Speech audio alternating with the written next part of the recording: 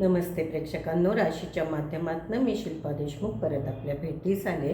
शिवजयंतीच्या निमित्ताने एक आगळी वेगळी कथा घेऊन किंवा लिखाण घेऊन ऐका तर मग इतिहास साक्ष आहे त्या मैत्रीला. बाजीप्रभू देशपांडे आणि आपले शिवराय यांच्या मैत्रीचा संगम या ठिकाणी आपल्याला दिसणार आहे.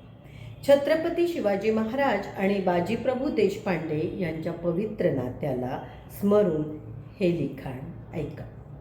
ही कथा राजा आणि सरदाराची नव्हती. ही कथा होती विश्वासाची.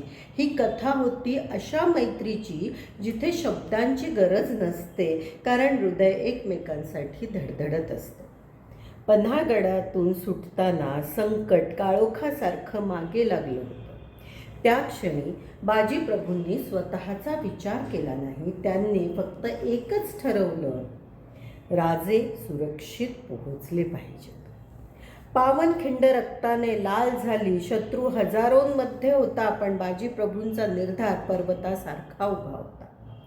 जखमा होत होत्या, शरीर थकत होतं, पण मन हार मानत नव्हतं, कारण ती फक्त लढाई नव्हती, ती मैत्रीची शपथ होती.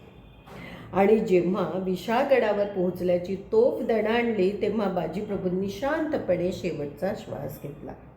मित्रासाठी दिलेला तो प्राण इतिहासाने अमर केला. हीच ती मैत्री जिथे स्वार्थ नाही, जिथे अपेक्षा नाही, फक्त निष्ठा आहे. आपण कोणासाठी इतके खंबीर उभे राहू शकतो का?